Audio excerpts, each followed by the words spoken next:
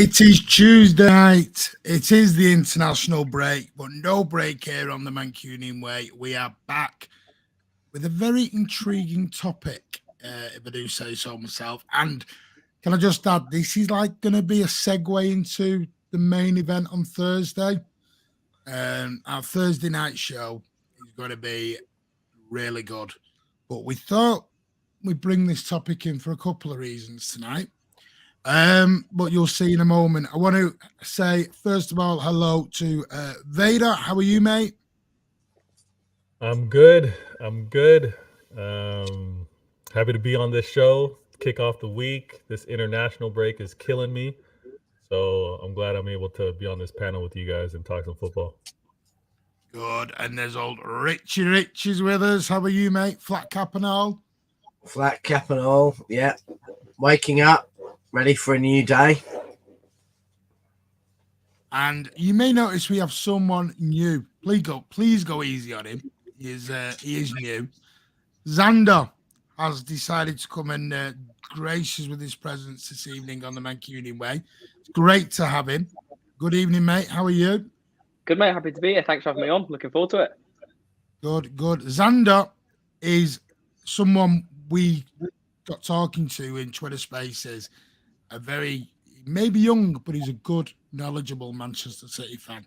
So we thought we'd get him to come on to a show. And see, there's always opportunities here on the Mancunian way. I mean, I getting me out, Rich, and they're getting you out. Which one of us are going here? We're the dinosaurs, mate. We're getting moved out here. I'll be laughing to see in Xander's eyes how many times he has heard of obscure footballers from 1983 mentioned by me. But anyway. I'll hide my camera for that one. Yeah. Oh, the question tonight says, hello, FIFA is back. Hello, mate. Lovely to see you, and I hope you are well. And yeah, if you are around, feel to drop it a sub or a like. The more comments, the more interaction we have on this chat. Get your comments in. I will catch up with them eventually. But the more comments and the more interaction, the better the channel goes. So throw your comments in, guys. Get them in. We will get to them eventually. I promise you. But I hope you're good. Hit like and hit that subscribers. We're trying to get to 1,000 subscribers. I'm trying to beat Vader to 1,000. That's what it is at the moment. Big Morgan. You'll get there way before I do. I don't know at the minute. What are your thoughts on Grealish? As I said, mate, a load of rubbish. Apparently, he's been garbaged away that this evening. Just media. It's international break, mate. You're going to get the crap. It's going to roll out soon. You'll get Pep Guardiola's leaving in about 4 days. They've got to sell newspapers somehow. Good evening, gents. Hope you are well. Hello, Brian. Glad you could join us live. Alec Johnson's with us. Hello, Sean. Good evening, mate. Oh, Jet Setter's with us. Rich, he's joined us. Are we having a guess of which country he's in this week? I reckon he's on his way back through the United States to Australia. Hang on. Before you finish that, have you spoke to him? Because you could be cheating now. You might know he's on his way back to Australia. I could be. No, he's got to be. He has got a job. He's got to come and work sometime. We will get into the derby. FIFA, I'm keeping the derby clear for next week. I ain't doing no derby build-up till next week. I'm not starting bricking it already. Good evening, Tyrone. Hello, Mingyu Wong. How are you? Adam Quinn's with us. Hello. Jack Lee. But quite simple. Yeah, I'm getting... Calm me down, son. Big up yourself, Xander, but I do agree with you, Jack, on that. Everyone's saying hello to Xander. Look at that. A lot of love. Oh, it's lovely, isn't it? There, Xander. It's lovely. Thank you, guys. Happy to be here, as I said. You will get... Oh, God. You'll get 1,000 easy. Stop saying that. In 900 subs, hang on. We've got Clairvoyant on. Right. So, tonight, this came up. Someone's got me on in the background. Someone has me on in the background. I was muted. I've Not got me, these but on. I'm not muted. I'll mute I'm gonna myself have just to in case test it's whether me. it's my microphone. Right. Anyway, Dom Kelly's on. Good afternoon. You're new. I've not seen you before, but hello, welcome to the channel. Always welcome. Like I said, keep those comments coming in. The more interaction, the better. The comment run rate needs to be higher, and you know, we want to get you lot involved. Like I said, we're going to do a show on Thursday, and we were just going to ease you into it, but then me and Veta went onto a Twitter space earlier on this afternoon with a bunch of Liverpool fans and United fans. I'm not gonna mention them because I don't think that's fair. But Well, in all fairness, they were fans of all clubs. All clubs. yeah, but there was generally a 2-club consent in there. Mm-hmm, mm-hmm. And me and Veta were basically told how we should be supporting our football club, how we should be supporting it, how we're viewed from the outside world. And I never viewed it in this way. And these people we're speaking to are quite high up within the media echelons of Twitter and YouTubers and everything else. That they're quite well-known people. So I thought, okay, so that's obviously what I mean. Like I said, that, and the question come up of about the Champions League and should Manchester City, because I mean, how was it fully put, Veta? Because you were in there from the get-go. What was the initial question? Because I think the question changed when I came in. Yeah, the question morphed into a lot of different things, but the first thing was Champions League, EPL, which one's harder? And then obviously when you have different people speaking, one of them will now put you under the spotlight a little bit and ask you, well, what club do you represent? And then after they find out what club you represent, they then tell you you can't speak on whether which one is harder because you haven't won said cup. So that's how it morphed. But many non-City fans were speaking for City fans in terms of you aren't part of the big club lexicon until you've won it, or they'll speak on what you've done with winning the league is one thing. You can't say that winning that is difficult and then in the same breath say that Champions League isn't as difficult. So many people were going back and forth. Chelsea fans, United fans, Liverpool fans, Arsenal fans. But what was unique was Arsenal fans were arguing that the Champions League is harder. Arsenal fans were doing this. Liverpool fans were saying Champions Leagues are harder. Chelsea fans were arguing Champions League were harder. There was one individual actually representing United that made it a point to say winning the league is harder, which was very unique because he was in a unique position because he's actually won both. So he gave that and kind of threw a little shade in the mix. But the fight back and forth was, listen, here are the aspects of the Champions League. Here are the aspects of the league. I know I'm getting long-winded here. I was just pointing out there's 38 games played in the league. You have to be consistently at your best longer in the league to actually be the champion, because obviously you're competing against other clubs within the league play, but you're playing 38 matches. I then also argued there's less matches you play in Champions League, so therefore it's not as difficult from a consistency standpoint and durability standpoint to win it. And then I made the point of pointing out, and then I was being very clear with my language, my wording. I didn't say luck. I made it a point not to say luck, but there's a randomness to the Champions League with group stage, with the draw, what side you are on the bracket, and that in turn plays a part in who actually wins and why I don't think it's as difficult as the league. You have to play everybody in the league. Yeah. Why does it have to be one or the other?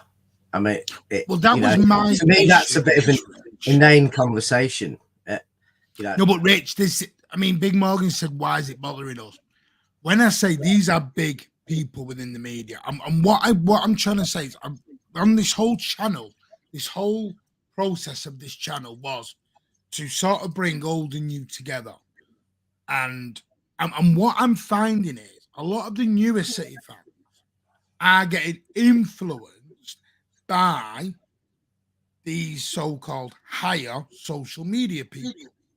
I'm not going to name him because it's not fair for me to do it, who were in the Twitter space. It's not. But and what I mean is, I understand there's people like Xander who are youngish and they have their own opinion, but there are some who get easily influenced. And what I'm seeing, reason why I want to bring it up, which then takes us into Thursday, is the whole dinosaur argument of, is football coming away, which is where we're going on Thursday. Is it coming away from locals and going into, is football becoming so big that it's no longer about local fans? It's now a global phenomenon, and everything else that comes with it, Champions League and Premier, everything that comes with it. And this is why I wanted to do this tonight, because it segued us nicely into Thursday. So, and my issue is I tried to have a very adult debate about it, and it was shot down at every instant. Now, me as an influencer trying to help and trying to give my views on things like this, I wanted to do this tonight to try and help all City fans. Listen, I've never, or this channel has never claimed to be the messiah for Manchester City. We've never been the messiah of listen to us. What I've only ever said was, I'll give you my viewpoint on why me, Rich, or Vader, or Xander eventually, and Ozzy, and everyone else who comes on, so why we have our opinions. But I think it's changed now to where it's getting to a point where you're now told you're wrong. You're supporting your club the wrong way. And what I'm finding is, Rich, we've got to rise above that. And I know we can. We support the club how we like. I think. No, I agree with you. Listen, I agree with you, mate. But do some of these fans have a point that with all our money and with everything we do, should we be winning the Champions League? I think there's a couple points in there, if I can just jump in. I think there's two facets here. There's one, the first facet is it more difficult? And the second facet is, which is valued more? Because I think they're two very different things. And I think some people struggle to differentiate whether a trophy is valued more by the players, the managers, the fans, or if it is statistically a more difficult trophy to win. I mean, Vader's spot on with his initial point of 38 teams in you've got to play 38 games in the Premier League, 19 other teams to play. You've got to play them twice, home and away, right? Now, like any cup competition, why do you think you get crazy cup runs where a League One or a Championship team can go into the FA Cup, beat a couple of big boys, and have a punt at the final? If they played, City in the round of 16, Chelsea in the quarters, Liverpool in the semi-finals, chances are that team's probably not getting to the final, right? So there's that aspect of your route matters in a cup competition, opposed to having to play everybody on the same terms twice. The other thing inside of that is that when we look at the Champions League specifically, is I've just got up here the Champions League groups for this year. Now, it's a continuous debate of Scottish Premier League football, where they would sit in the Premier League. Celtic, Rangers. Let's say they're mid-table teams, okay? Let's say Celtic would get a mid-table team, Rangers, 15th place, right? They're two teams in the Premier League, in the Champions League, that are playing it. So that's then a complete different caliber of team to what you would be playing if you wanted to win the Champions League, if you want to win the Premier League consistently beating. Then you've got Victor Pilsner. I'm sorry, I'd rather play West Ham. I'd rather play Victor Pilsner away than West Ham away or Leeds away. I'd rather play Dynamo Zagreb, even though they've had a great start, on a 38-game season. I know who I'd rather play between them or a couple of teams that I've named. Copenhagen. I mean, Maccabi Haifa. These are just a few teams out of the Champions League that you have to play to get through to the knockout stages. And I think most teams in the Premier League would give them a fair shot. So I think that's the two things of difficulty and stature of the competition. I think difficulty, you'd be hard pressed to argue anybody logically that the Premier League is not the more difficult one to win. Now, the caveat to that is because we're City fans, they go, well, you're only saying that. If it's so easy, why haven't you won it? Right? Which is where, Rita said the aspect of you've got to be the better team over 180 minutes on a leg-by-leg basis, opposed to being the better team over a 38-game season. People are saying now Liverpool are out of the Champions League, out of the Premier League title race. We've played, 7 games this season, right? So you played Arsenal 7. won it and Liverpool are out of it. Correct, from 7 games, right? Now, let's just take that in the Champions League, for instance. You could win 2 games, get 6 points, draw 2 more, and then lose 2, right? So that's actually 6 games, right? You'd get 8 points. You'd probably qualify on 8 points, okay? If someone has started the Premier League season with 2 wins, 2 draws, and 2 losses, which is probably not far off what Liverpool have done, if not very similar, no one's saying at that point you're out of the Champions League. But in the Premier League, you're done, right? So, for instance, straight away, I think you have a slow start in the Prem. Apparently, nowadays, you're finished. You have a slow start in the Champions League, it's fine. There's so many different things. Obviously, for me, as you were saying, Martin, as a younger fan, I'd love us to win it just for the fact of to say we've won it. There's so much of that. Get the monkey off the back, just push on, next step for the club. We've won our major trophy in Europe in the modern era. For me, it serves not much more than that currently. I think once that's done, I think finally, that's the last great argument, I think, against us as a club at the minute of stature amongst the big boys, amongst your Bayern Munich's, your Man United's, your Liverpool's, your Barcelona's. I think that's the main thing that holds us back currently in that debate. So that's just where I stand on it personally. I think, honestly, too many fans spend too much time worrying as well, Martin, about what other supporters think. We are who we are and we're all unique, and you don't go and support a club just because that club wins. I mean, most of my football supporting friends support clubs who've barely ever won anything, whose highlight of their footballing history might have been getting to the Milk Cup final, or getting into European football in the UEFA Cup or the Europa League, or getting to the Premier League. So it's just this whole nonsense that comes from United and Liverpool fans that football is just about winning Champions League is a nonsense, because 99% of clubs will never win a Champions League, and their supporters will support those clubs all their life, and support those clubs home and away, and do so much. And those people's own self-worth is not determined by whether you get a Champions League. I think the problem is, honestly, I think it's a psychological aspect of a lot of United and Liverpool fans that they support those clubs because they want to belong. They support those clubs because part of their own self-worth comes from the success of that club. And when it doesn't happen, it's not just like when City don't win something, it's like, disappointed, we're upset, but it doesn't affect our own self-worth. I don't think, I'm a lesser person because my club didn't win something this year, but that is a deep psychological factor of a lot of United and Liverpool fans. And it will happen with City. We will get supporters like that, supporters who've come and supported us purely because we were winning the league. And then we will have supporters like that. As for whether it's harder or easier, I honestly think it's a nonsense to try and say both, because in the Champions League, you play in the league, you play the same teams as everyone else, except that not playing yourself. So if we play in the Premier League, we play all the same teams as Liverpool, and everything's exactly the same. If you muck up in the Premier League, you can recover. So if we go and lose 3 games, we can recover and still come back and win the league.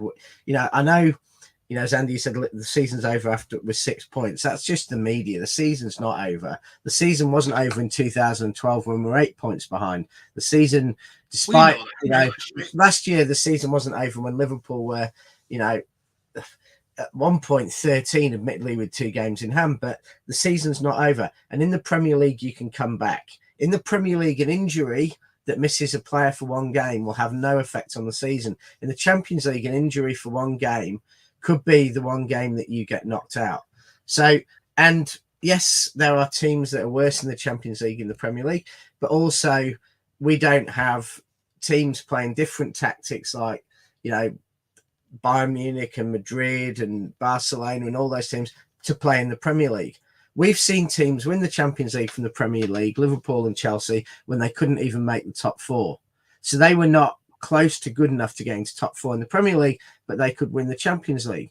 But we've also seen City dominating the Premier League and unable to win the Champions League. So to me, that says it's not easier or harder. It's unique to every individual journey in the Champions League, where you could play poor teams all the way to the final, or you could be in a group of death and, you know, get Real Madrid, Bayern Munich, Liverpool to get to the final. And you can't, or you could end up getting Sporting Lisbon and Villarreal. So it's just a nonsense to say either way, to be honest. Clearly for City, it's been harder in the Champions League, but Real Madrid, you know, very often Real Madrid won the Champions League when they couldn't win their own league.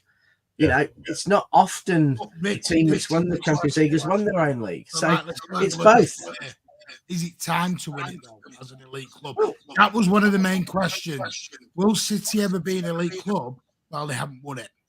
But we will win it. And, you know, whether it's this season, whether it's next season, who knows? We'll win it. I've got no doubt about that. And, you know, why do you think we haven't? I don't know. Why do you think we haven't?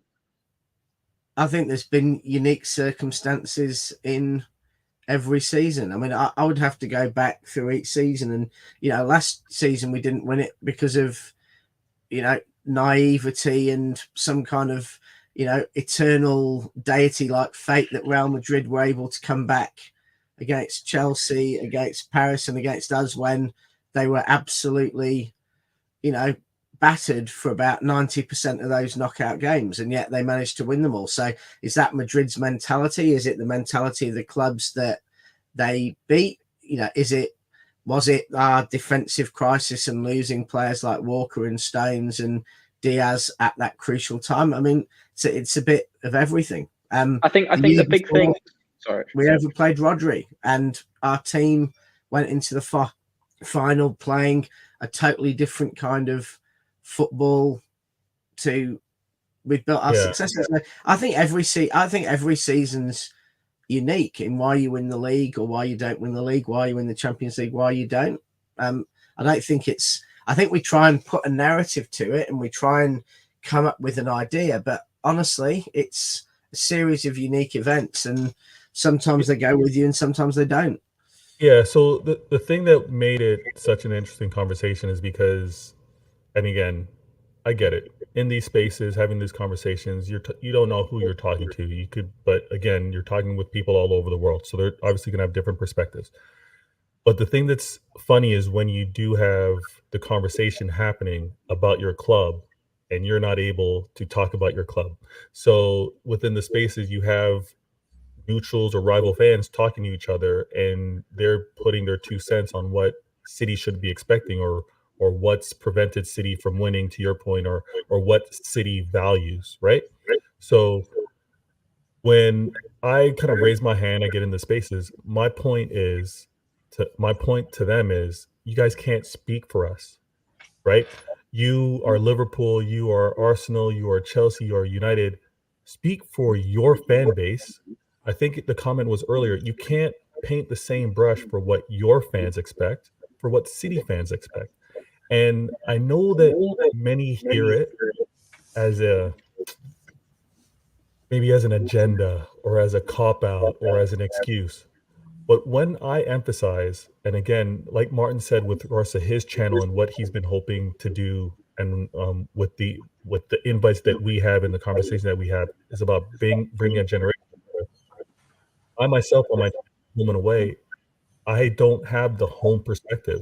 I often want to speak to home fans to know their psyche, to know their experience. So when I do know that, I do make to speak for all. What you guys wants is different. We want the league.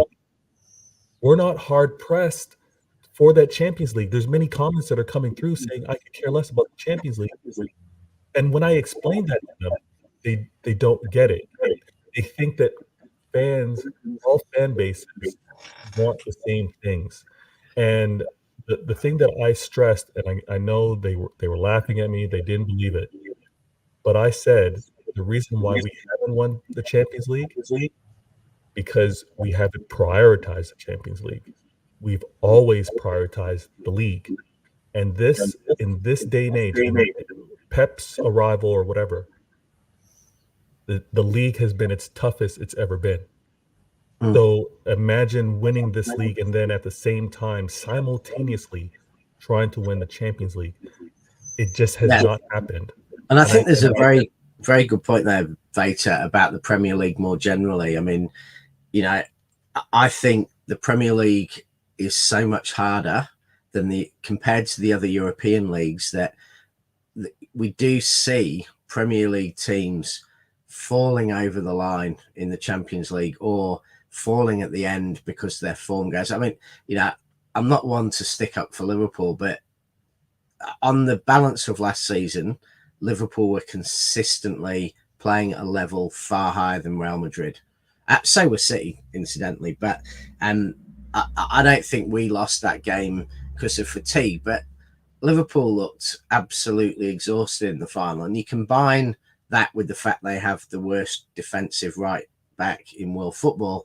And, you know, they just did not have the energy, the mental fortitude to go on and win it. And I do think that's because they were in a fight to the death with City for the Premier League title. And, you know, although, you know, they did rest players against Southampton, ultimately they went late into the season with a lot of tired, injured players, as did we. And I do think that does play a big part in the Premier League teams not being at their peak at the end, where often, you know, Real Madrid or Bayern have given up on the league, or they've got the league sewn up, they've rested players, and they go into those final games really strongly. And the other thing I'd take issue with is the idea that all Manchester City fans should feel the same. I mean, you know, we're talking here, you know, I grew up near Main Road. I went to games as a kid. I grew up in Manchester.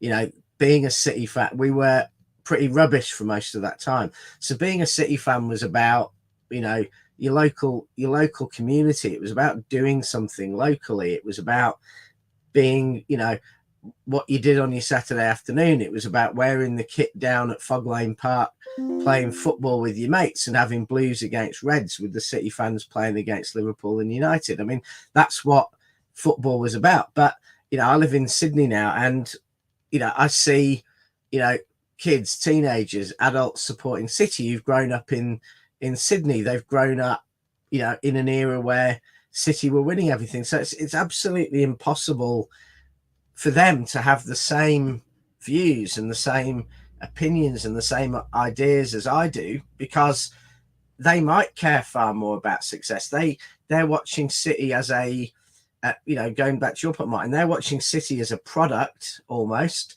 a global brand, playing matches 15,000 miles away.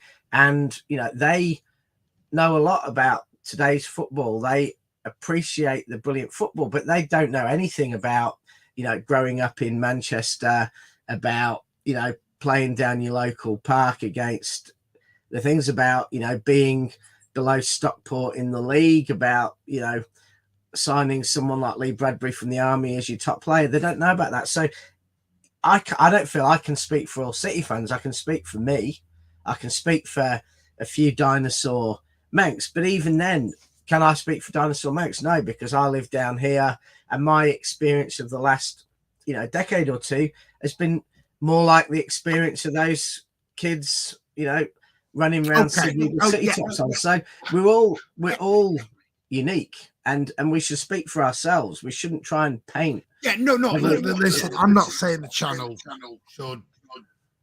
You know, I know you don't mean the channel by that. You're talking about all fans on. I'm just talking about generally. Yeah. The idea that a fan base all feels the same. Just to clarify that, the channel has never been a Bible on Manchester City. But the whole ethos of this channel was to bring old and new, and you know, together, home and abroad, everything together in one nice little package.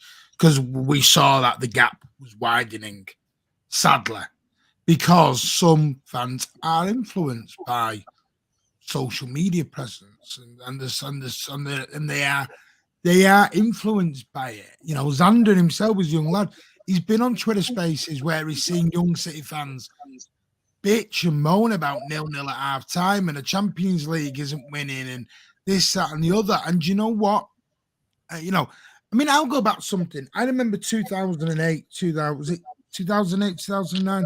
Does anyone remember when Manchester City played Hamburg in the quarter-final of the UEFA Cup at the time? It wasn't Europa League.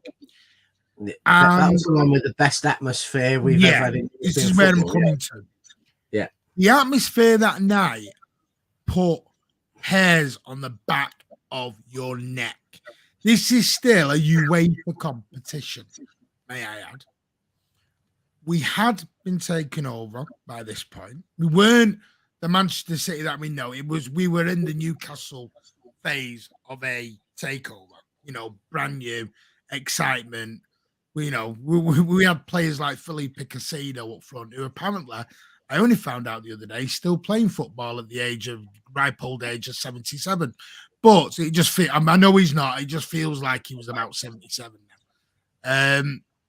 But the atmosphere that night was, I think we were 1 down or 1 each, and we scored a winner through Caicedo. I think it was. Yeah. No, but my whole point is, Rich, how did we go from that? Because that was a European competition. And as you said, it was electric. Was it just because we were starved of success so much, any competition would have done? I think it's partly that. It wasn't that long after the takeover. It was partly, that we had periods of 27 draws on the trot, and we'd actually, had a bit more interest at that time in the season. But I will take you up on one point. You'll talk about going on Twitter Space and young City fans moaning about 0-0. Old City fans do as well. Yeah. And that's my point. The biggest whinger I've ever met of a City fan, hang on, he's in the chat. He's in the chat. He is in the chat, and he's older than me, and he's from Manchester. So, and I remember as a kid in the early 80s going to the main stand, and I've never heard moaning. I've never heard moaning like the old men in the main stand at Main Road. Nothing that any kids moaning at 0-0 could do nowadays could remotely compare to old men who were like, to me, just were like those two Muppets, Statler and Waldorf, and they'd sit in the stand, and admittedly we weren't that good, but winning 1-0, winning 2-0, losing 2-0, they would moan the entire game. And basically they were going to the game to get away from their wives and have a good moan to make up for the fact they were probably getting mithered all week. And that's always been the case. So I think we have to accept that there will always be people who the best thing they like about football is the chance to have a good whinge. And that's just life. Good evening, Blue Art. How are you, mate? I'm just laughing because Alan's having a meltdown at home now. He's throwing everything at his screen. Listen, anyone who's fortunate enough to not have Alan on WhatsApp on match days, you are so lucky. Because me and Rich, City are 3-0 up, and me and Rich get harassed with, we're shit, get him off. What we doing? We're going to get beat 4-3. And you're like, calm down, son. Relax, we're 3-0 up. What are you doing? But that is a fundamental part of City fans. There's always been fans like that. The fans I saw in the early 80s, so many of the older fans were exactly like that. So that isn't something new. That's a good old City tradition. Yeah, of course it is. I don't know. Listen, I get it is. I think my whole point of it is tonight is City fans are told how to support and how to behave. Now, the general City fan will say, piss off. I'll support my team how I want. Because you know what? That's what we always have done. But do you know what? Sadly, that isn't that I'm just getting a bit cheesed off how sadly it is us against the world. And that's how it feels sometimes. Is that, and you know what made me laugh in this space was they would rather have won Champions League than Premier Leagues, was one of the comments. which made my jaw go to the floor. Totally. I was like, what? You won one league in 30 years. How can you say you'd rather win? And then you don't know Martin, here's you've the got point. to understand the psychology of the cult. Liverpool fans will say whatever will justify themselves and their success. They will tell you they've got the best. If they come second in the league, we come top. They will tell you that they've still got the best player in the world in every position, because their self-worth gets defined by that success. And when they fail, they need to have excuses for their own failure. So they will say that, and they will say that about the Champions League, when we know that of those last 30 years, for 27 years of those years, half the Liverpool fans would have sold their house, their car, it's everything. Also branding to win the Premier League, and that is the reality. So I don't think they even have to be taken seriously. They're not even honest to themselves about it. You know what we're going to go into on Thursday night and what we're going to talk about. My whole point is, do City need to win a Champions League to get into that stage? For the more insecure people amongst other fan bases and our fan bases, yes. But for those of us who know why we're blue and we're happy why we're blue, no. I think the key thing is I don't think we need to win it. I think it'd just be nice if we did. I don't think you necessarily. It always comes back to if you deem money to equal success in football. Now, if you deem money equals success, then there is a logical thought pattern to go, well, then City should have won the Champions League because of the investment that the club's received. But then Man United should have won the Champions League, and Real Madrid should win it every year, and Barcelona should be there every year. And, teams like, I don't know, who's been there? Tottenham should never have reached the final if you're going money spent equals success. But it's just not the case, as we've discussed. I think it increases the expectation on the club the more money that you spend, which is completely fair enough. But I think I just view it at the fact that being able to just compete for the competitions is the exciting thing. For me, it's never always just about getting from A to Z. It's about the journey to winning the trophy. It's not just about winning the trophy. It's about supporting the team and enjoying watching the team have those matches and even being just contention to win them. I think that's what's exciting for me as a fan.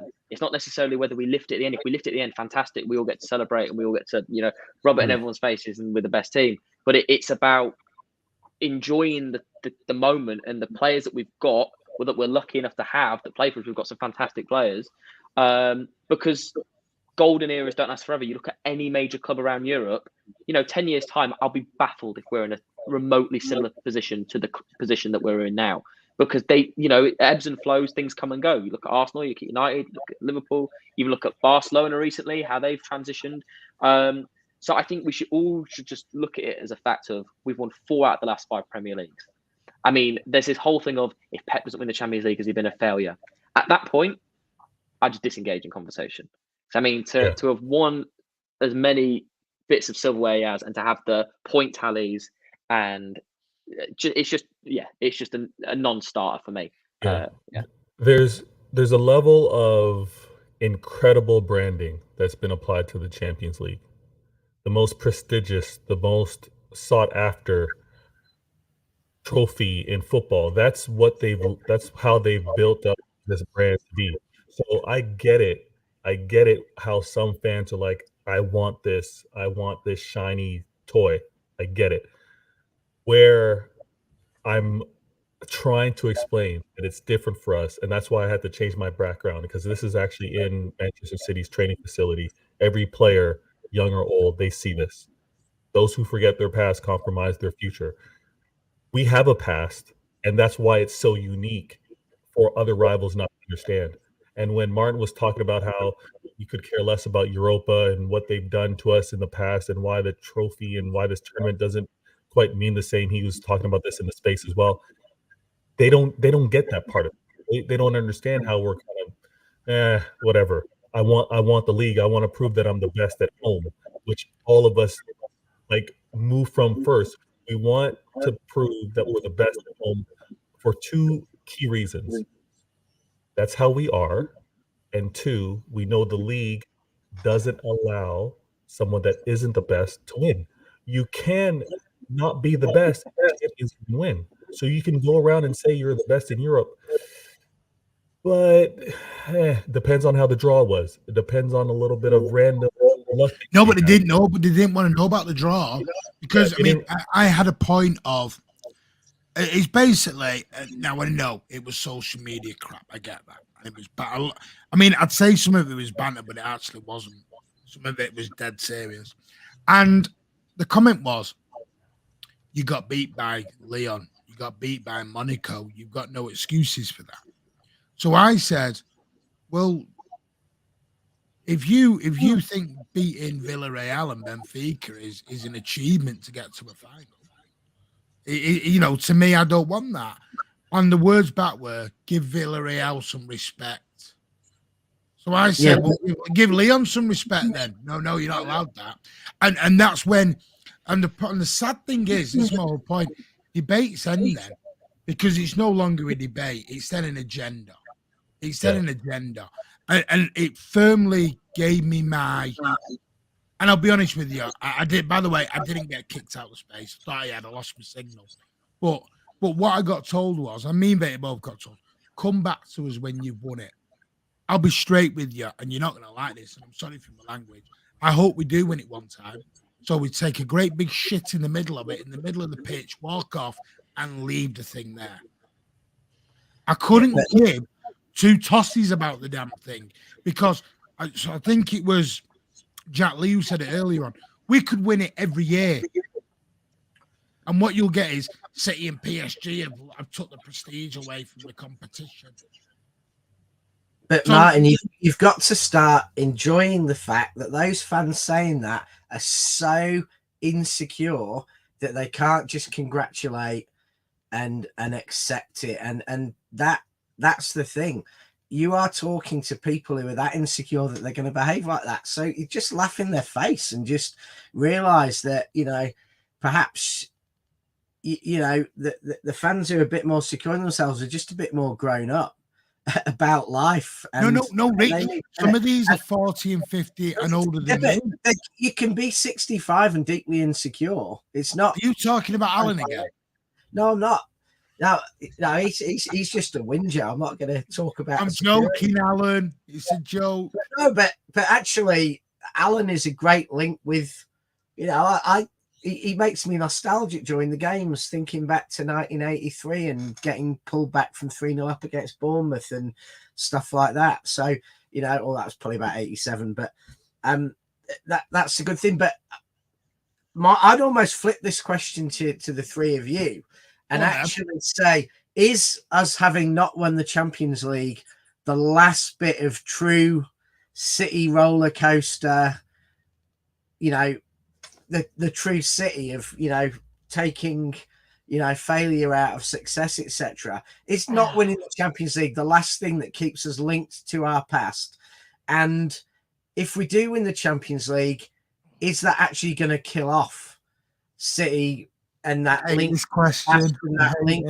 Is actually winning the Champions League going to be the thing that actually achieving the last remaining thing in football kills old City we haven't done, and in giving up our true soul of Cityness about not managing to, you know, failure out of success, is actually winning the Champions League going to be, for some City fans, the worst thing we would ever do? And I think there's some truth in that, because I do think that. Well, we'll ask the lads in a minute. We'll ask the lads in a minute. But don't forget, Rich, we haven't won the auto windscreen either, mate. That's true, but I remember the emotional feeling winning the FA Cup in 2011. The emotions of that day, and the emotions in that semi-final, you know, when we beat the Rags, the emotions of winning something, then the emotions of Aguero, you know, and go back to the emotions of Dickov, where even though it wasn't actually, you know, a trophy as such, that was the first time City had won a massive one-off game with huge consequences. Those emotions weren't the same and as strong as that in 2019, or 2018 or 2022. They won't be as strong as that if we win the Champions League. And you know, in a way, every time you do something, you take away the dream because you've already done it. I think that's the David and Goliath mentality, though, isn't it? I think, you know, that's the transition from David to Goliath. You know, when we win the Premier League now, we're odds on favourites to win the Champions League every year. We're odds on favourites to win the Premier League every year. And then when you take it back from a time when you won, it's like, look at Leicester. I'm sure if Leicester were winning consecutive Premier Leagues now, that wouldn't feel as good as 15, 16 did for them. I'm sure that Leicester win meant more to those fans than every trophy, you know, Liverpool and United fans have won combined, because of the magic of it. And you know, I think that's one thing. Liverpool and United fans, unless they're very, very old, will never actually really appreciate what football's about. And football's about going down to Division 2 and getting Wickham doing the double over year, and you know, experiencing absolute failure. Wickham again. And the contrast of can't help it, but it's he's not over it. He's still not over it. Liverpool, I'm not. Liverpool. Who was that player, Rich? Sorry to interrupt. What was that player called again? Jermaine McSporran. By the way, if anyone doesn't know, if you're new to the channel, this was Rich Phobia's last season. All on the channel, all he talked about was Wickham and McSporran. And do you know what? We got drawn against him in the Carabao Cup, and Rich went absolute potty crazy in excitement. It was just revenge for him. 25 years on, and Rich is going for revenge in the Carabao Cup. I'm still looking for revenge on Stockport as well, after, you know, the sympathy I gave them as a kid, and then it all got thrown back in my face. We've got to get revenge on Stockport too. But that's my point. That's just a variety of football, and we've got to stop looking at football as just about 3 or 4 trophies a year. Because to most football fans, it's about promotion, it's about relegation, it's about winning your local derby, it's about 100 times more. And that's what football is. Football isn't just one shiny trophy for one club at the end of the year, because most clubs will never even get close. And they're still every bit as valid as football fans, every bit as good as football fans. And I've got far more admiration when I bump into a Borough fan or a Sunderland fan or a, Oxford fan, whoever it may be, and you're chatting to them about their clubs. That's far more interesting than, bumping into a Liverpool fan or a United fan. Or I'm sorry to jump into there, Rich. I mean, Rich has got his thing with Wickham. Mine is Lincoln City. That day we got knocked out by the boss. It was a 6'7" poor man's Haaland. Yeah. If you remember Jason DeVos, do you remember him, Rich? Who scored at Main Road when we got beat 4-1. Yeah. I know all about. I'm just never seen me. You boys need therapy. You need therapy, not football. Dinosaur mode here. Yeah, I had a boss in Sydney who was the Lincoln City season ticket holder. Someone made a point on that, Rich, earlier on. Sorry to interrupt, mate. I think that moment's already happened after 93-20. Yeah, maybe. I think. Sorry, mate. Just on that quickly before we pivot. I think success is success, whether it's in Europe, whether it's domestic, and I think it's more just ticking a box now, and I think, Rich, you're on a similar path to what I was saying earlier of just enjoy the football, enjoy those moments within each game, enjoy the moment competing. It's not always just about we've won 7 trophies in the last 7 years. It's not always about that. It's just about enjoy being there, enjoy the football. Like I said, that's what I love about it the most. Yeah. And you've got a good point here coming up that I want to take. And I get the point with regards to how the sport's growing, and we've got obviously the domestic title that we want to compete for. And then for some fans, they're looking at all of Europe, and that's why they put such an emphasis on this.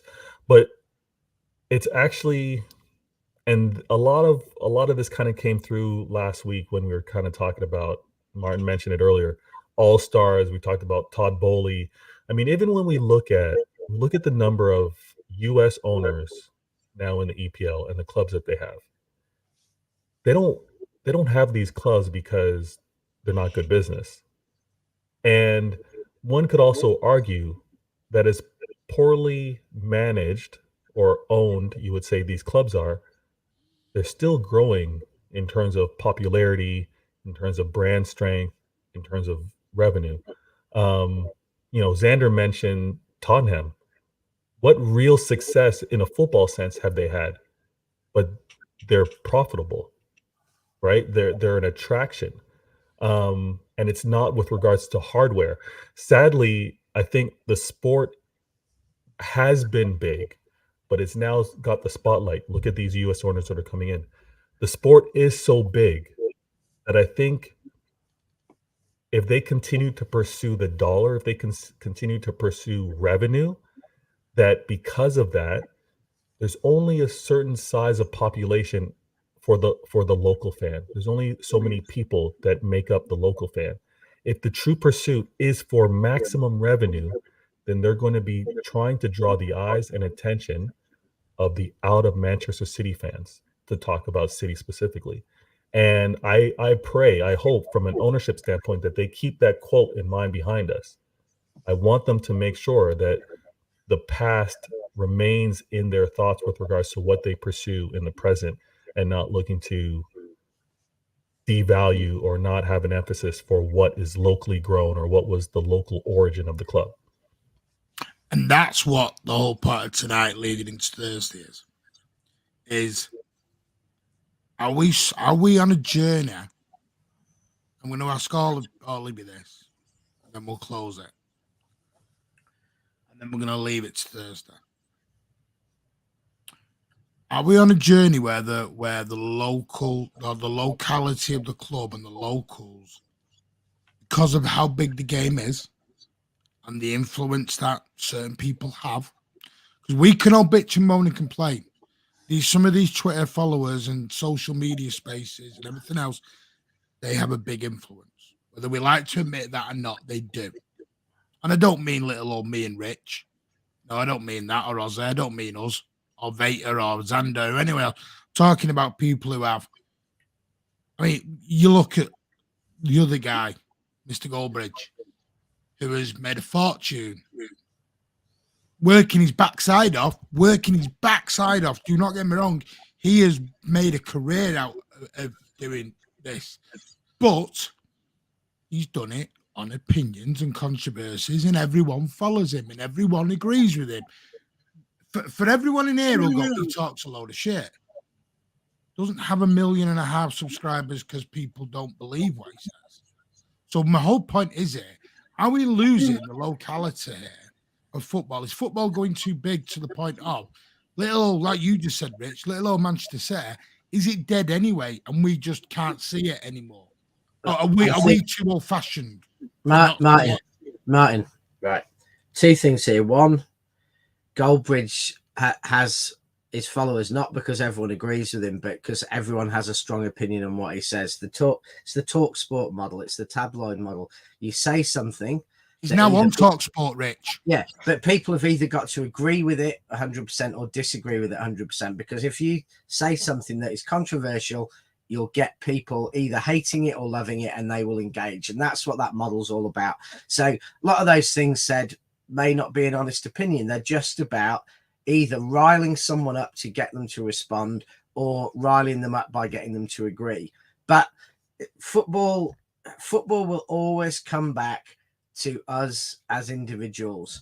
And if you get up, Martin, you get up on a Saturday morning, you go down and you have your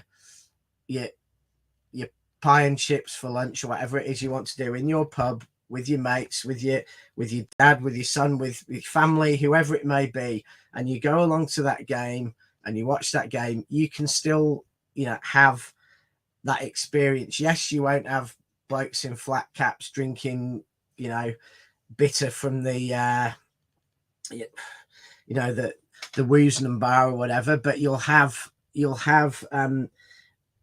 can still have those things, and that is something that only the match going fans will have, is that experience of going to the game, the people they're with and all that. And you can still have that, and that still exists. But at the same time, the reality is that experience now is being shared in a different way by millions of people all over the world. And they can still have some of that experience. You still get all these parts of the world where 30, 40, 50 City fans will get up early in the morning or stay out late at night and will go to a pub with a bunch of other City fans who are mates and watch those games. You will have some people who the experiences sitting at home on the lounge watching that game. So, and some of those people will be maybe watching it with 3 generations of the family on the lounge. So it is still a unique experience for everyone. It's just a different experience, and all those fans have a different expectation of what they want. They have a different reason, you know, a different reason for supporting City. And that's my point, is everyone has to be themselves and enjoy and be what they want to be, not what Mark Goldbridge says you should think, not what a Liverpool fan defines themselves as, but what you are. And if City is going to the pub with your mates, getting on the supporters club bus in Whitefield, or, you know, and going down to the away games, whatever that is what City is to you. And that's what people have just got to be a bit more secure about and accept what they are. And if you want us to win the Champions League, fantastic. If it's important to you, fantastic. If you couldn't give a rat's ass about the Champions League, fantastic, because you are, you know, you be who you are. And if other fans are trying to paint what a Liverpool fan should be like or what a City fan should be like, they're just absolutely just insecure and just save it for Thursday night. Yeah, just I'm going to come on to Xander and Vader in a minute to finish us. Oh, do I bring up this tweet now? I think just on that quickly. Go on, Xander. I'm going to decide. I'll let you and Vader go, and then I'll decide. I think Vader knows what tweet I'm on about. I think. When you're talking, Rich, about almost like the integrity of the authentic match day experience and the authentic City fan experience, I think that's been diluted just in the Premier League. I think even when you look at a team like West Ham, you know, when they left the Berlin ground to go to the Olympic Park, I've got a good friend of mine who's a season ticket holder at West Ham, and he's like, it's completely different. You know, that's the fabric of the club that has changed, and I think that's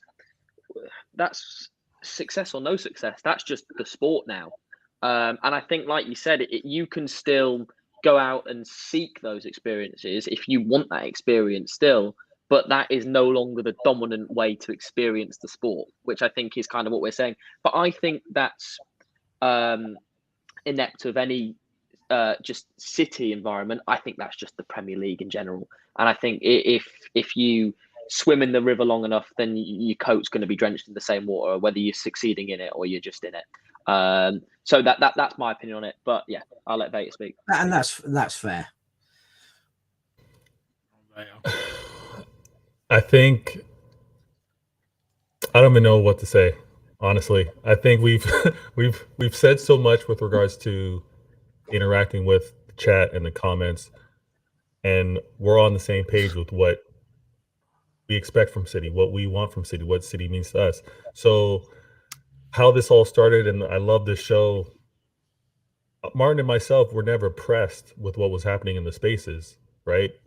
Their points of view, their we never got wound up. There was never us losing control.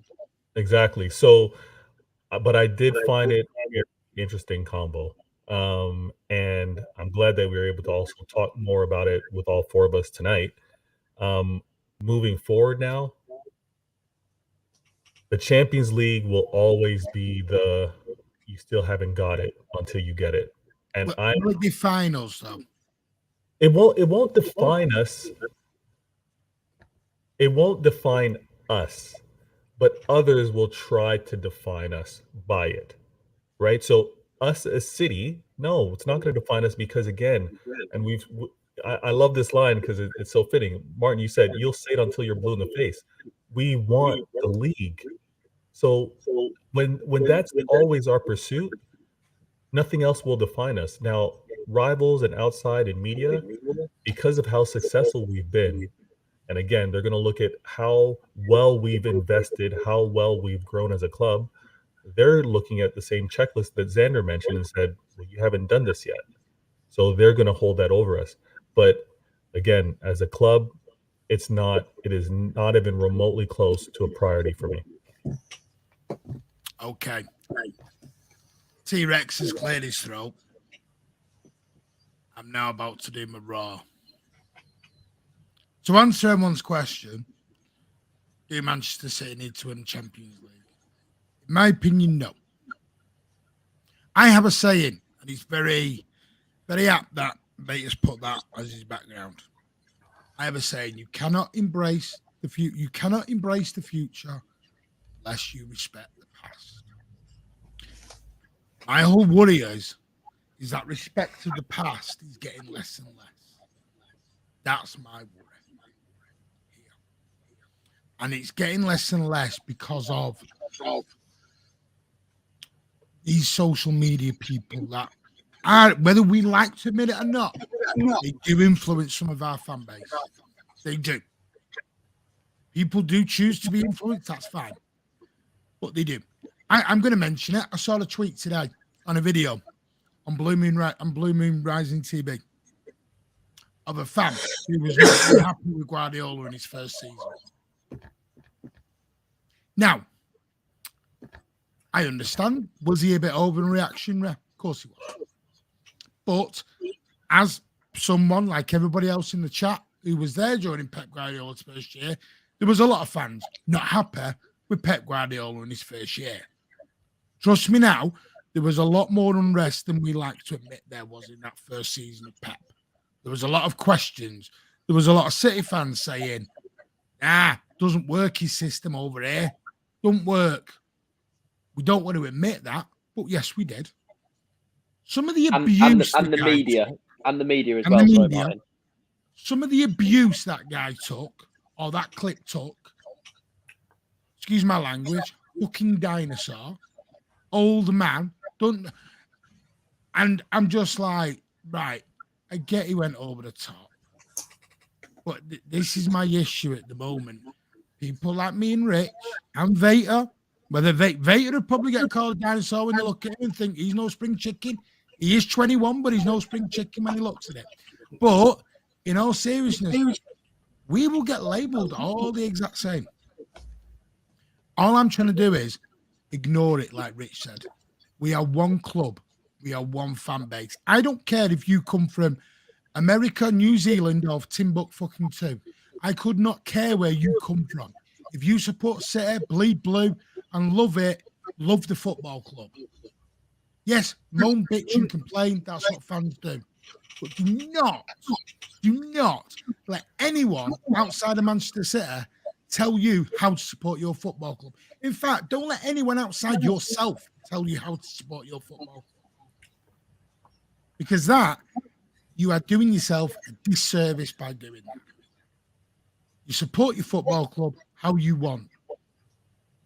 But Manchester City will be here long after 99% of us are pulling up daisies, roses, tulips, whatever you want to call it. We'll be pushing them all up.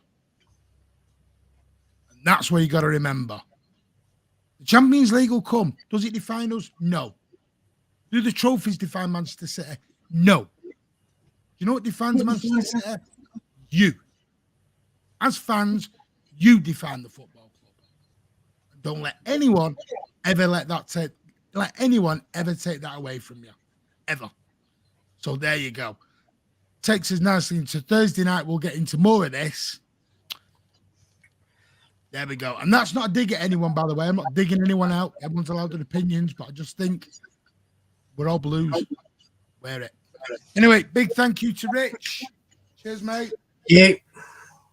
Hey, I did a bit of a Rich rant there. I ended like you there, Rich. You're learning. Thank you to Vader again. And Xander, can I just, everyone, please, lots of love for Xander. That is his first ever time. Thank and you, I guys. think he's been amazing. So well done. Thank you, guys. Thank you very This much. was It's a been a kind pleasure of to be on here. trial run for Xander to see how he enjoyed it. And you know what? I think You'll he's never been see me amazing. again. You'll never see me again. Solid debut. Solid debut. He's been amazing. So hopefully you'll see some more of Xander. Vader, before you go, do you want to tell everyone where they can all go and see you, mate? Yeah. If you want to hear some of the crazy talks, please follow me on Twitter. My @ is right below, right there. And on YouTube, simple search, just type in Vader Games TV. I do my best to do a show once a week. And like I mentioned, there's a home and away show that I do my best to do, where I connect with home fans, so home city fans. So, subscribe, hit that notification button so you don't miss the next time I do a stream or upload. And thanks for having me on.